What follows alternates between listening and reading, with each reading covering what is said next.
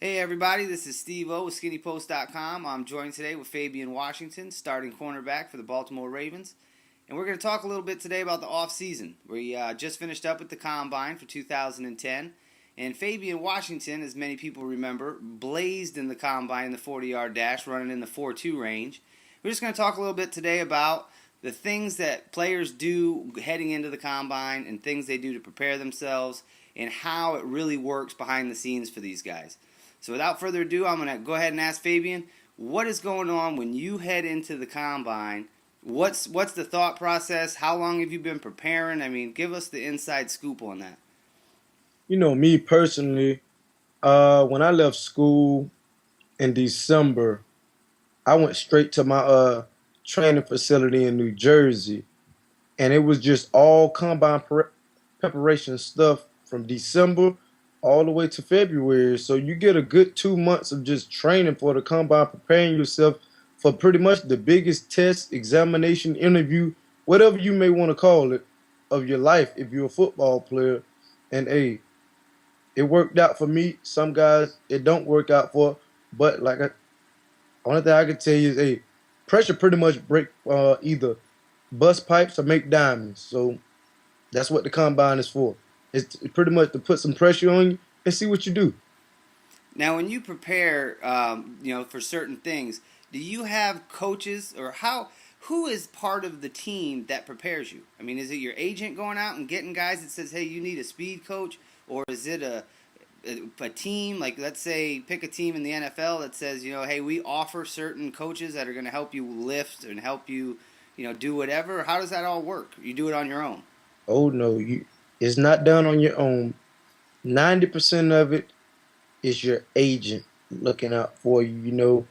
They bring in former NFL personnel people, former NFL players, former NFL coaches, all of this to prepare you for that big test. Person former general managers just asking you stuff like what they're going to ask you at the combine. Former NFL players to get you ready for the NFL because they got lifelong experiences that you've never ever been through in your life, and you can learn from former NFL coaches to just help you out with some of the drills that you're going to go through at the combine. And they everybody has to have a speed coach because the biggest test of all at the combine is the 40-yard dash. So everybody get a speed coach to correct just the little things that you're doing wrong with your running technique. So it's basically you become a track person for, a few good months and just learn the nuances of picking up a couple tenths of a second here, a couple tenths of a second there, and that can make the difference between millions, honestly, right? It really does. It really does because I can give my personal experience on this one. I came out as a junior, and when I did that, a junior can petition the NFL and get a vague prediction of where they think you're going to go in the draft, and they had me as a fourth rounder. And I knew from talking to a couple other NFL scouts or whatever that it was no way I was going to fall that low. Everything I was hearing was no later than second. And when I went to the combine and ran a 4.29, it was first round. So, you know, a 40 time can make you a lot of money or it can lose you a lot of money. Now, have you guys ever talked about behind the scenes guys that do run in these combines and do these things? A lot of fans that I talk to always ask, why are they not in football attire? I mean, why are you not in pads? Why are you not in shoulder pads or a helmet? And seeing how you run carrying pads, because game speed and time speed, they are two different things. So have they? Do you guys ever talk about that? Like, or does it not matter? I mean, how does that work? Because a lot of fans are always asking that question. And what's the answer to that, really?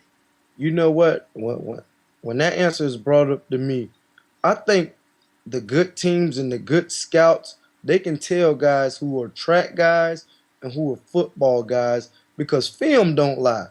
If you can't, if you're not fast on film and you all of a sudden fast at the combine, that's gonna be a big question. Like, why don't you play as fast as you run? So those guys, they know if you're just a straight up track athlete, which, if you are, they may be willing to take you a little later and work with you, but they're not taking track athletes in the first round. So I think, well, most teams don't. That's what I would say. I would say most teams don't take trap athletes in the first round. They want good, solid football players that have speed. Like I say, if you're a guy that, just say for instance, you're a guy that didn't even play in college, but all of a sudden you run a 4.2, they want to know why you weren't on the field if you're this fast. It has to be some type of reason. Right. So the good personnel guys, they know how they can figure it out from film. Now, does every team in the league contact you while you're at the combine, or only a handful, or none? I mean, when you go to a hotel, right? You're obviously at the You got a hotel. at the hotel, and now is your agent telling you, "Hey, I just got off the phone with pick a team in the NFL, New England Patriots, and they were asking me some questions about you, and they want to set up a meeting." Or do you talk to every team, or no teams, or is it different for each guy? I mean, how does that work? Like, I'm gonna give you my experience because it's different for every guy. I was a junior coming out. I didn't get to go to the Senior Bowl. A lot of guys already get interviews knocked out at the Senior Bowl if you're a senior.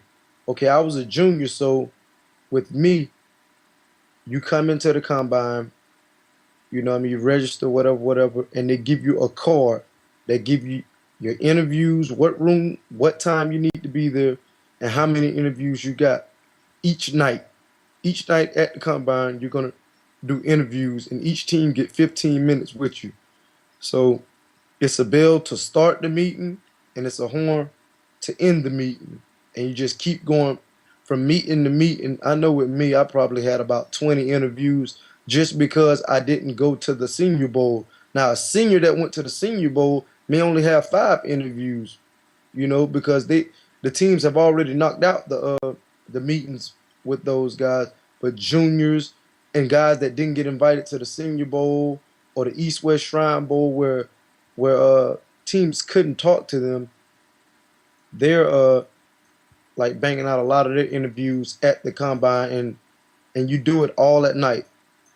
I think they give team. I think it's like a 2-hour window where you just do interviews. Now, a lot of guys report, and we hear sometimes on news that some of these teams, they just ask ridiculously crazy questions to some players. What was the weirdest question that you recall somebody asked you, and you were just like, what does that have to do with anything? You know what? I never got a weird question. They were all football related and life related. I never got uh, a weird question. And the guys that I talked to, it wasn't really any weird question. You get some pretty hard questions to answer. Like they're point blank, they're blunt. Oh, yeah, definitely. Because first of all, sometimes they may ask you, why did you do certain things while you were in school? Why did you do why didn't you make this amount of plays? And they, to be perfectly honest, they want to see your reaction. How you act, like what's your reaction to these questions? And sometimes they want to try to push your buttons to make you feel uncomfortable and see how you're gonna act. And if you hold up, you'll be okay. They don't want to see you get flustered or anything. Yeah.